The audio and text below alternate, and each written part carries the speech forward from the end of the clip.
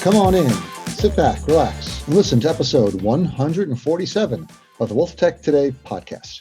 I'm your host, Craig Iskowitz, founder of Ezra Group Consulting.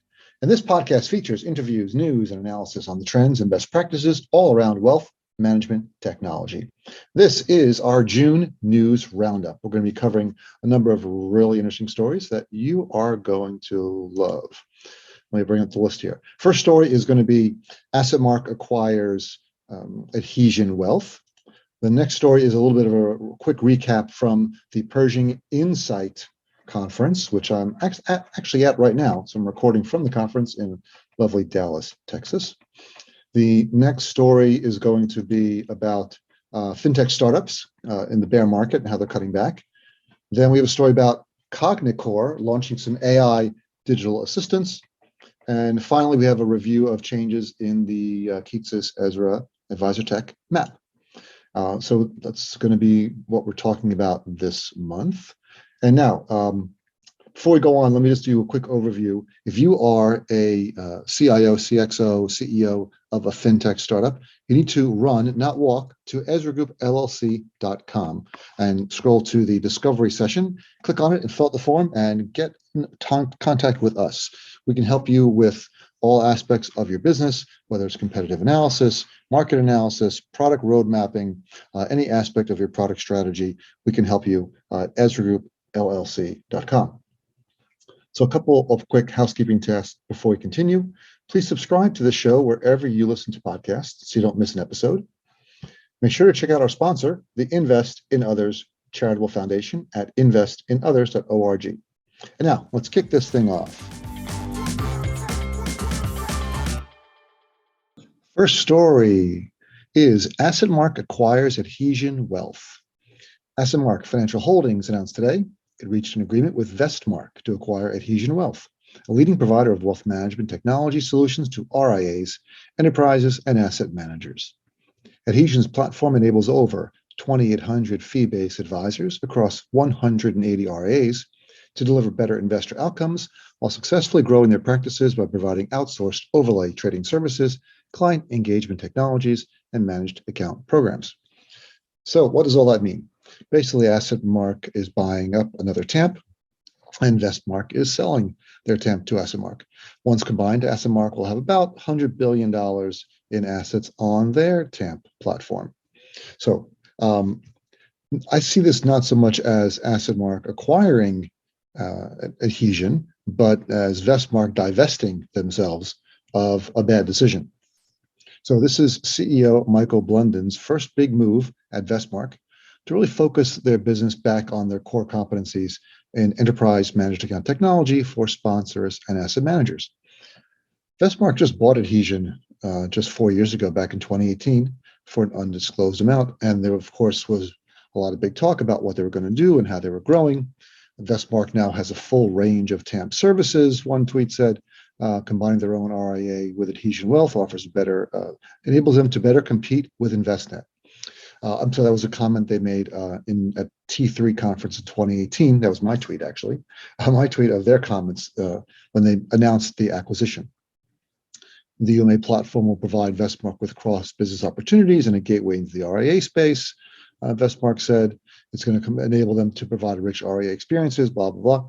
So clearly they had some grand visions of being able to build a platform that could compete better with Envestnet, offering TAMP services, tax transition, outsourced rebalancing, portfolio management, but that is now all down the drain.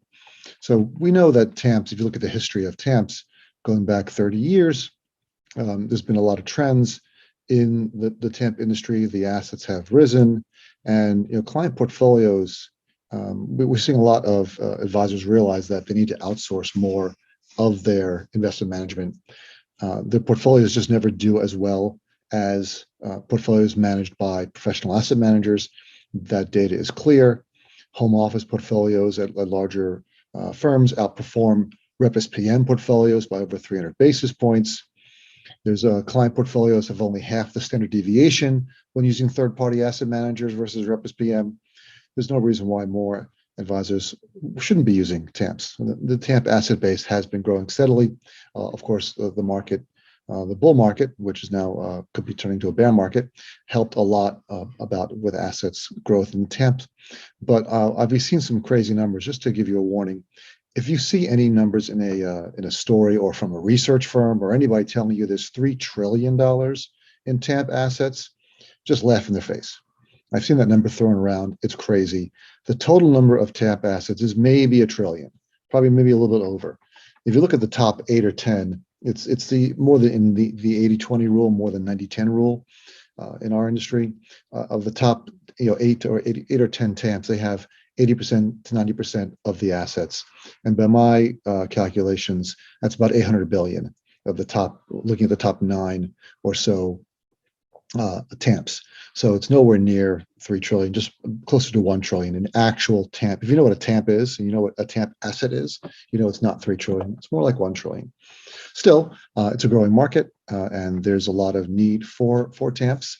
And there's a couple different kinds of TAMPs. We've done a lot of research in this area around the TAMP space, what it means to be a TAMP, different types of TAMPs, and the market's really changed significantly over the past at least 10 years, where TAMPs have really spread out in the way they're offering services. You have we categorize them in a number of ways. Pure product TAMPs that offer proprietary products. So AssetMark would fall under that category. They do have their own proprietary models and the proprietary investment management that they offer. There's also more supermarket TAMPs. So those TAMPs like Adhesion is more of a supermarket. They have hundreds of managers with hundreds of strategies. They don't offer any of their own. They just provide you a supermarket shelf of other managers.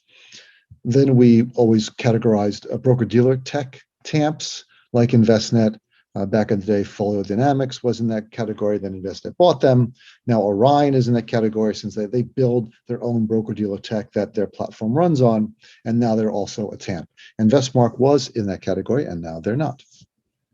And then we have more digital TAMPs, which is kind of a broad category of these of online vendors, firms like SigFig that started out as robos and digital-only platforms that added capabilities that are TAMP-like that allow the trading and other aspects of portfolio management to be done by them. So they offer that sort of a pseudo-digital TAMP. Another way we categorize TAMPs is based on active, passive, or fiduciary. So AssetMark would be more of an active TAMP where they have researched a list of models and a select list of curated managers. You pay them, X basis points for white glove service with embedded research. Then there would be your passive oriented TAMPs might be charged less, where they maybe don't have their own models, but they might have their own asset allocations that they could help you work on those with other putting in other asset managers into there. And then there's fiduciary TAMPs. Those are the ones kind of like a Sawtooth, where they don't provide any models. They don't provide any access to any managers either. They just handle all the aspects of executing trades, routing trades, handling portfolio management. You would provide them with your models. You would do all that work, and then they would just do the fiduciary part of the asset management process. So there's lots of ways to skin a cat here. Lots of ways to break out the market. There's been a lot of M&A, of course, in the TAMP space. We had Orion buying FTJ Fund Choice and then Brinker Capital. So they got to about 50 billion or so in TAMP assets. Simplicity Group acquired Sawtooth Solutions last year, more of a fiduciary TAMP. AssetMark bought OBS in 2019. They bought Global Financial Private Capital, and now they've bought Adhesion Wealth. They also bought Voyant, a financial planning software provider. That's not TAMP related necessarily, but they did buy that. So what is really Adhesion? They always pitch themselves as an overlay provider, a UMA platform. I think they're a little under 10 billion in AUM. They like to take an advisor's entire book of non-managed business.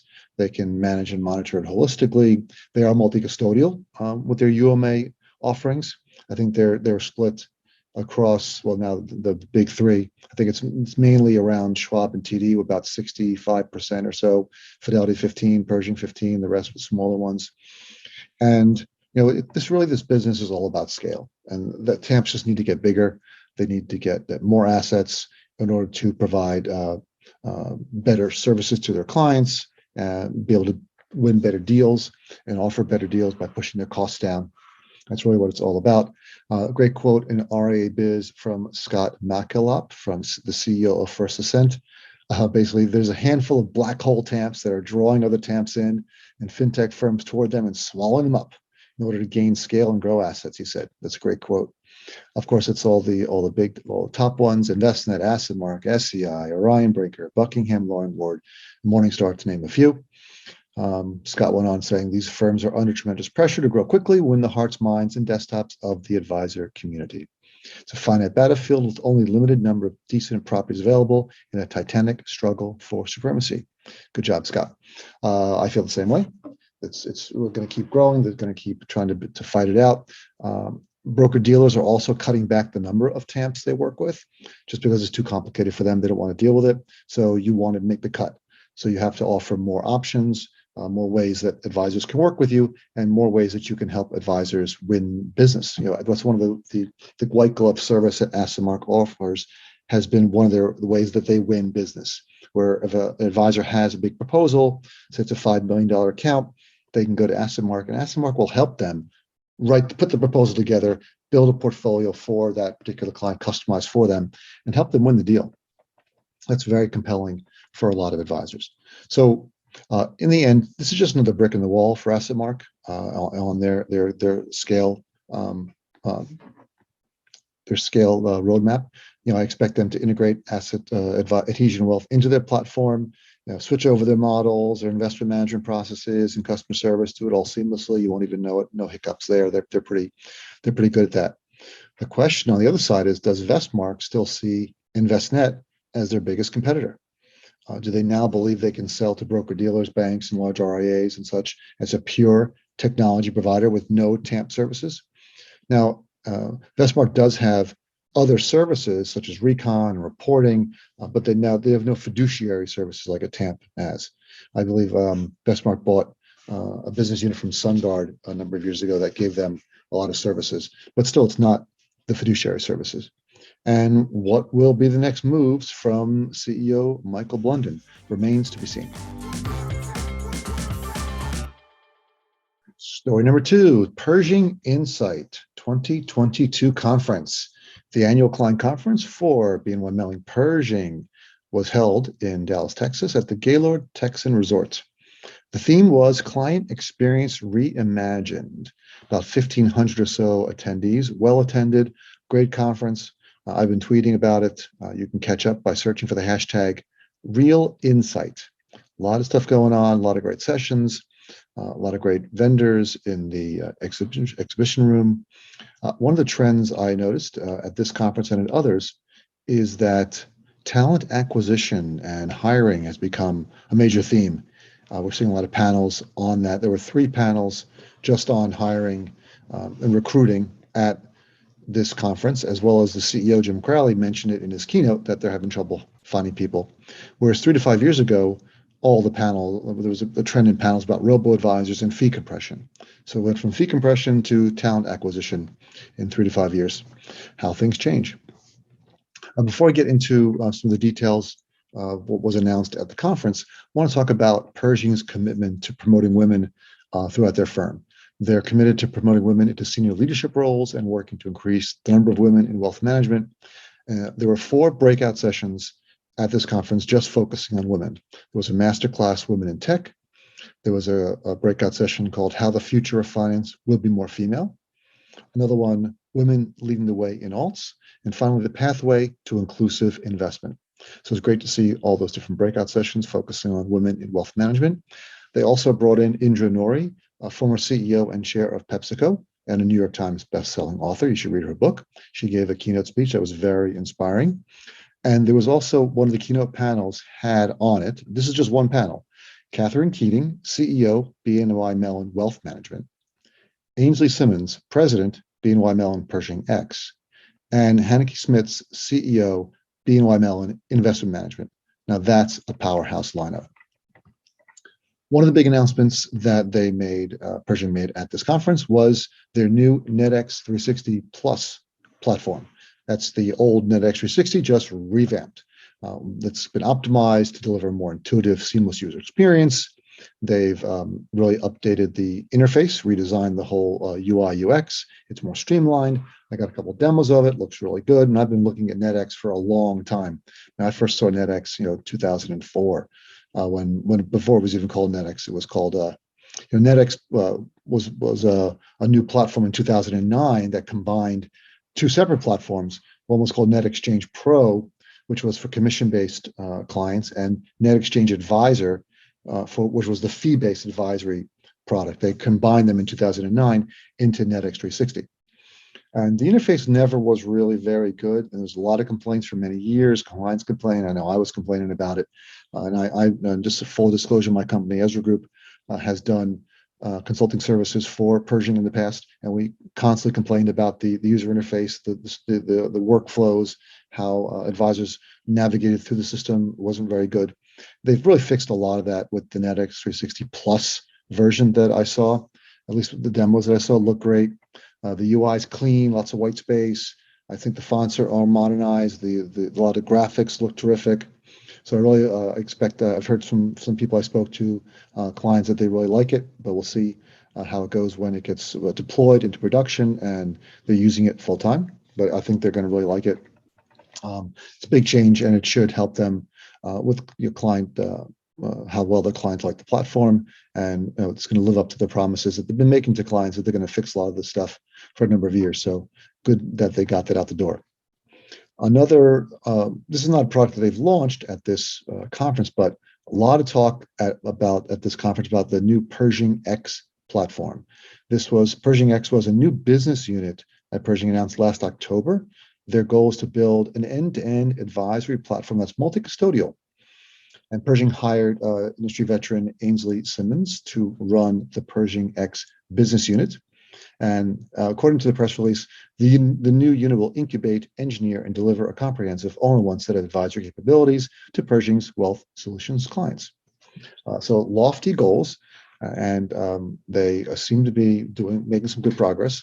They haven't shown anything of the product, but they're talking a lot about it.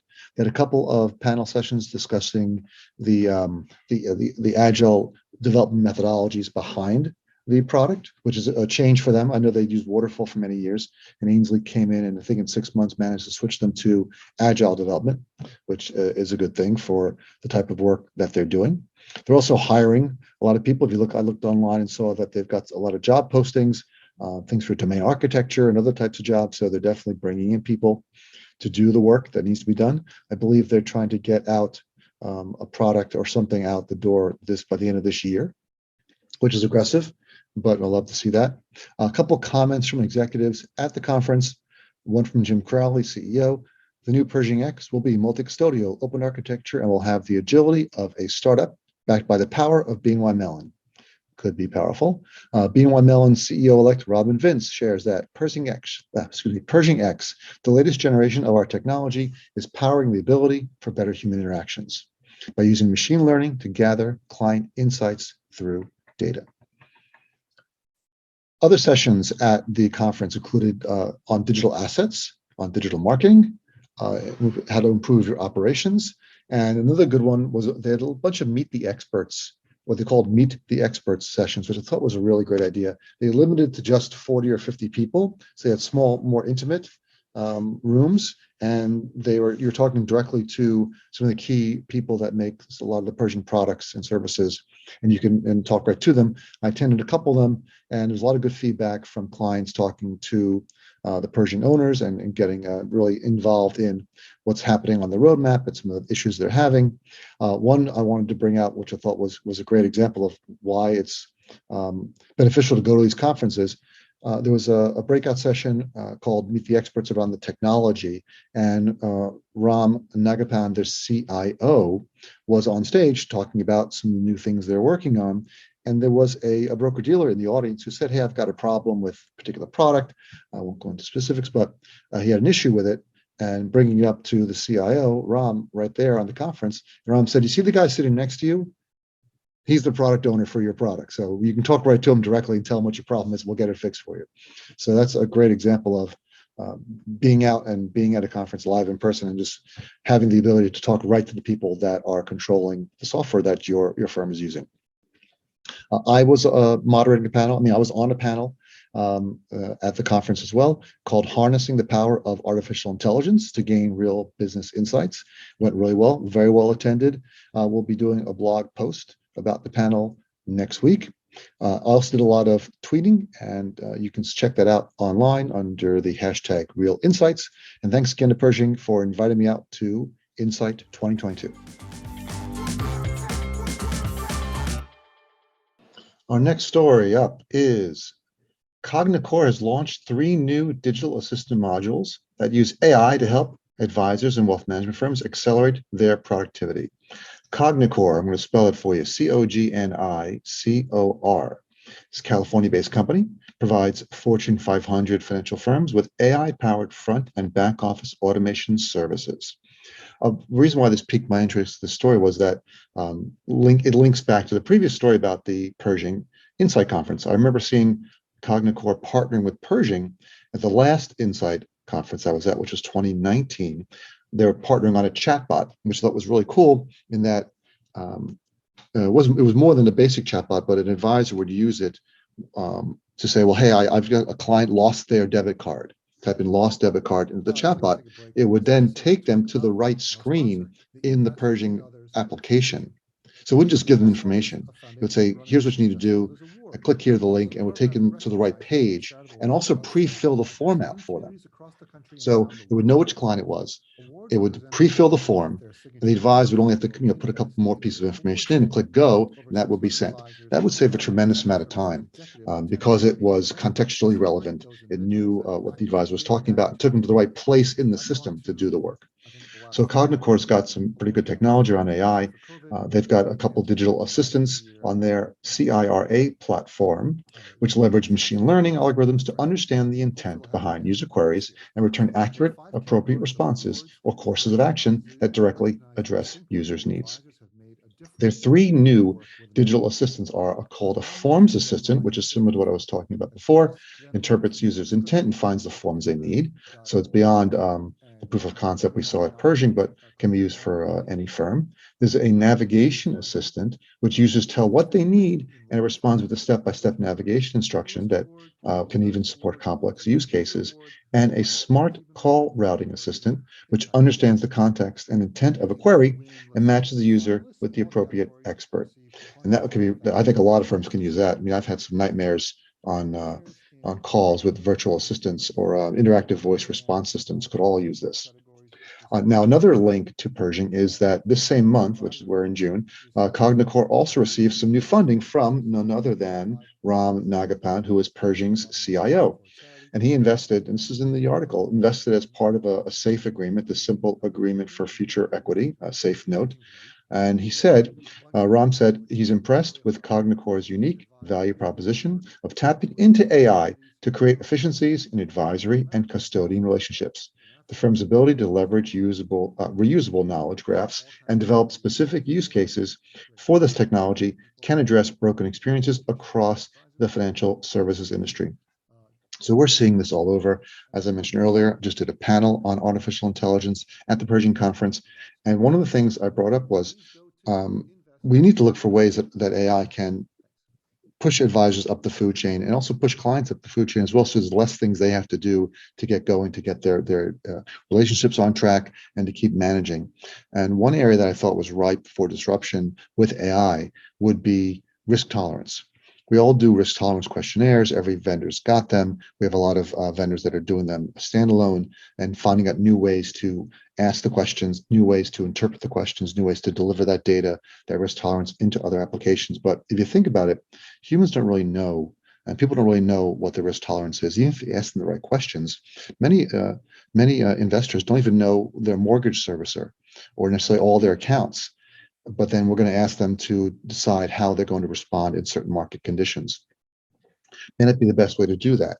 If you had AI evaluating, for example, every trade that person has ever made in good times and bad times, went through every expense that person ever made during good times and bad times, sees and look at the changes and looks for patterns, even looking across social media to how they respond to different market conditions, adding all that data up, comparing against peers, comparing against actual activity would be a much better way to evaluate an investor's actual risk tolerance and risk capacity than asking them some questions. Even those questions are well designed and based on behavioral psychology.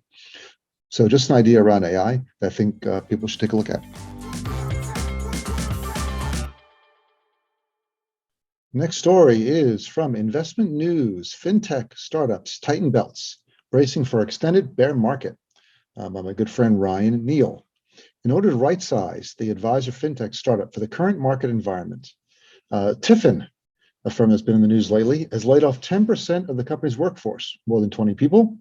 And also the leadership team has taken a 20% pay cut. This is less than 1 month after the firm closed a $109 million round of funding, which valued the startup at $842 million and bringing its total funding over 18 months to $204 million. The company is done making cuts, according to CEO Nair, which helped TIFIN reduce their cost by $10 million. Now, TIFIN isn't the only fintech startup feeling the bite of the bear market. Wealthsimple, the Canadian robo-advisor, that sold its U.S. book of business to Betterment in March 2021 and recently raised $600 million, laid off 13% of its workforce, which was about 159 people, according to TechCrunch. So we're seeing a lot of firms realizing that some bad news is coming, and they are cutting back to try to weather the storm. Another company called Lumiant, which is an Australian fintech, recently raised $3 million to expand into the U.S. wealth management market. And they're actively looking to grow their workforce. So maybe they can hire some of TIFIN and Wealthsimple's staff. And their CEO is Blake Wood, formerly of Envestnet. Hey, Blake. All right, so because Lumiant charges a flat subscription fee rather than a percentage of AUM, the market's movements don't directly, it says here, won't affect its top line revenue. That's not true. Well, sorry. It won't affect its top line revenue, Wood said. Well, Blake, it's not exactly true. You know this because while there isn't a direct impact from the market going down, the number of accounts can change, and number of accounts often do go down during market downturns. It just isn't as drastic as if you were AUM based. But on the other hand, when the market goes up, as it usually does after a downturn, you do not gain the benefit of that AUM rise. So, 6 of one, half dozen the other. And that's what happens. A lot of wealth management firms that offer tech platforms like Envestnet, InvestCloud, Vestmark, and others charge per account rather than by AUM, which gives them more consistency during downturns, but less upside during upturns. Okay, about Lumiant, Michael Keatses wrote some interesting stuff in his latest blog post, his June Advisor Tech News, which you can check out on keatses.com. About Lumiant, he wrote, Lumiant might arguably be, I can't say the word arguably might be called an advice engagement tool rather than a more traditional financial planning tool, given its particular focus on the non-financial aspects of the advisory relationship. And advice engagement is a new category we created in the Keatses Advice Tech Map, something I work with Michael on. Added advice engagement to put in a number of companies that sort of we weren't really sure where to put them. They sort of have interesting functionality that doesn't necessarily fall into any particular category, like FPalpha, AssetMark, fpPathfinder. So we needed a category to put them in, so we created the advice engagement category. And as a result, while Lumiant does engage clients in a process to better understand their goals, its intake process also engages in a broader discovery with clients around their values. So Lumiant could also be in the client survey feedback or client data gathering categories as well. We see that a lot with some firms, as some vendors and products that are a little bit broader than our current categories or have other functionality. We have to pick somewhere to put them. So we want to put them in the area where either they want to be known as or clients tend to know them most as. That's where we usually put them, because we don't like to put multiple logos of the same vendor on the map. It's very rare. We do it with a couple of vendors, but only the really, really big ones that have been selling particular products for many, many years.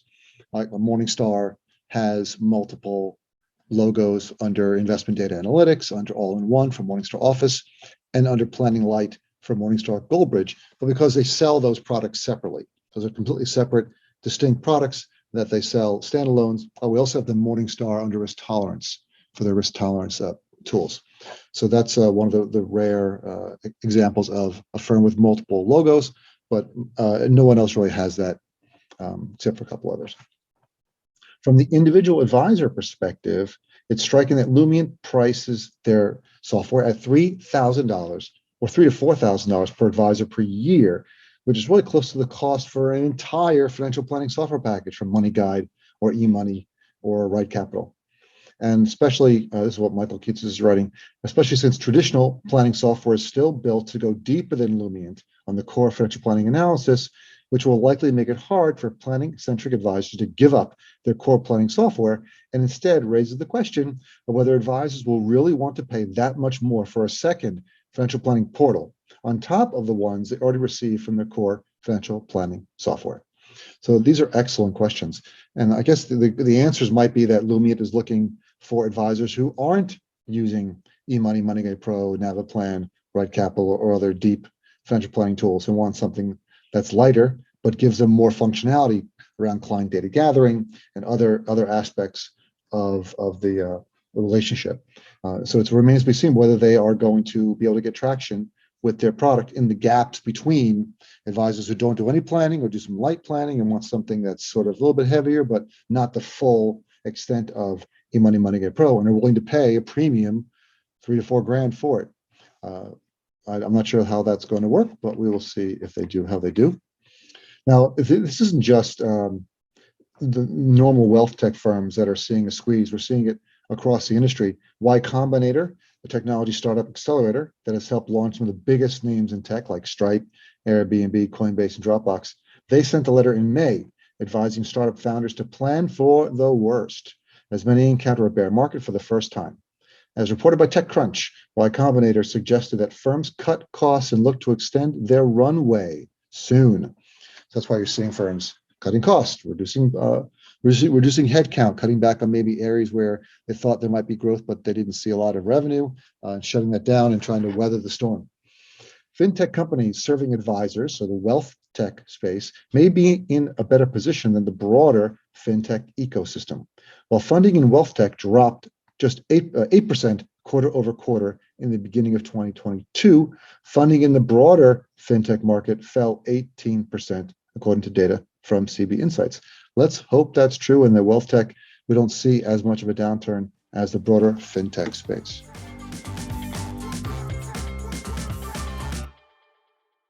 All right, wrapping things up, we're going to cover changes and additions to the Keatsis Ezra Advisor Tech Map.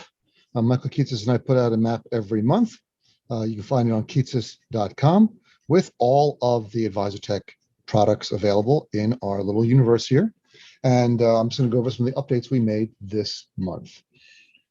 Biggest change was the client note-taking category was changed to client meeting support. The reason why we changed that was we wanted to add two products, relatively new products, to that mix, which in the past was mainly just client meeting programs, such as CopyTalk and Mobile Assistant and SpeakWrite. But we added Econic and Pulse 360 that are both related to meetings and meeting agendas, and not as much to note-taking, although there was note-taking involved. So we changed the category to client meeting support to be more inclusive of the other vendors. You can find that at the bottom of the June map, at right in the middle, client meeting support. And speaking of the client meeting support, we added Econic this month, and Econic is a great product. It's spelled ECONIQ. So ECONIQ.com, you can find out more about them. They have a very interesting product, something I've really never seen before. It's a combination of meeting management, agenda management, meeting organization. So it walks you through the agenda with different color-coded boxes that prompt the advisor to have different discussions with the client. They call their product the Conversation Hub, since it helps move the conversation along and prompts the advisor with the right pieces of information that they need to talk to their clients. It also has a built-in Zoom replacement, so you can use Econic to replace Zoom, and it has the integrated tools with their agenda and meeting management inside of the video conferencing platform. So it's very unique. There's no one else out there who has something like Econic. It increases they've got some surveys that show it increases emotional connection, increases client satisfaction, reduces preparation time. You can check it out on their website. They also have an interesting scoring process where they score the connection quality, really the value of the meeting that took place with a client. So it's an interesting a tool that advisors can use to determine how well they connected with the client, see top performers across an enterprise with multiple advisors, reward progress, and get a daily score for different parts of the organization. So check them out at econic.com. The next vendor product we added to the AdvisorTech map in the month of June was Savology.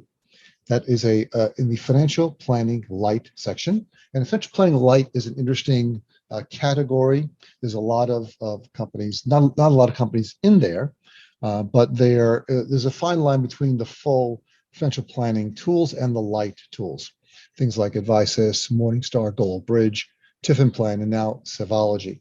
And Savology focuses less on an advisor using the tool to do some very light planning capabilities with their clients, but more on financial wellness for employers. So more of a self-directed employee type financial planning tool. It does retirement plans, and again, the financial wellness category. So looking at things like expenses and budgeting. It's a very interesting product. I think the financial wellness category is starting to expand. They include literacy tools, custom plans and report card, personalized recommendations, digital onboarding. So they're looking to move into the role of trusted software that enterprises will give out to their clients. And of course, they want to look for very large enterprises that have maybe tens of thousands or even 100,000 employees that then would use their tools for automating financial plans and ongoing education and financial wellness, as well as some reporting and other things. So that's Savology, Savology. And the final vendor we added this month was Bita, B-I-T-A, and that company they call themselves Index Technology Company, and their platform allows institutional clients to design, backtest, calculate, and benchmark investment strategies and indices without having to rely on traditional index solutions. So it's an interesting product for institutional investors, and they've got a couple different tools that they can use. It's all cloud-based infrastructure that can maintain indices and do real-time data. And they've got their own data sets and their own development software that allows clients to build these indexes and test them out and launch them. So an interesting product. It's at BITA, so bitadata.com. And that's in the, I can't remember the name, apologize. It's in the investment data analytics category. So those are the additions to the Financial AdvisorTech Solutions Map for this month. One other area I wanted to cover is why are some vendors allowed in multiple categories and others are not?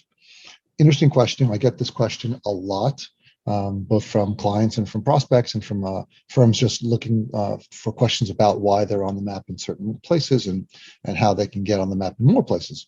And we've tried to limit the number of vendors that are on the map multiple times. It's a bit subjective, but in general, we're trying to put an objective framework around these subjective decisions.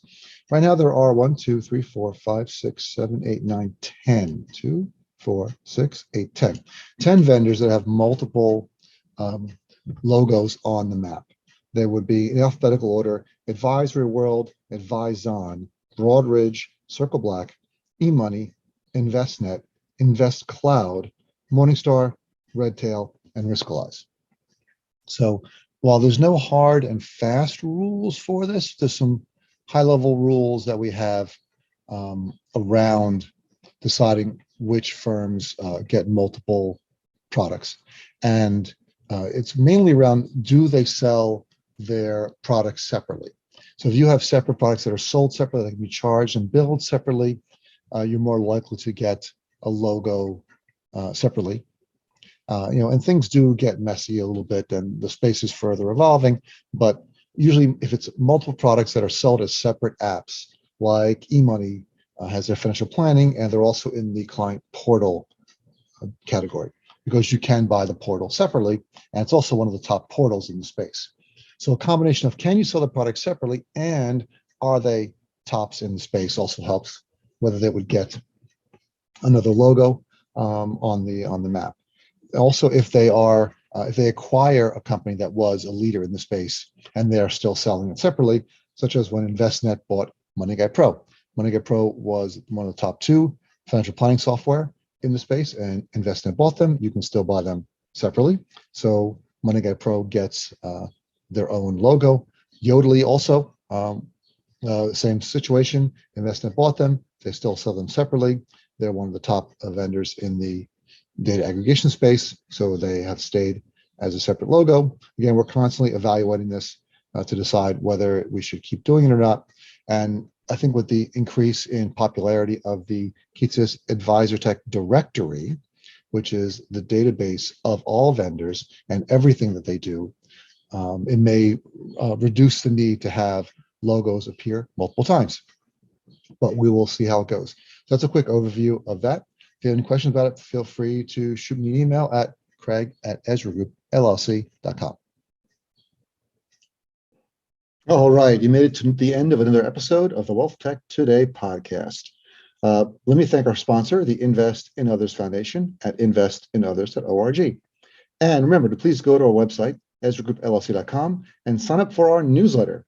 Each month, you'll get an email chock full of wealth management goodness, including news, analysis, trends, and more. I promise you, you won't be disappointed. Thanks for listening to our June news roundup. If there's any stories you want us to cover, please send me an email at craig@ezragroupllc.com. Thanks to all of you, and talk to you all again next time.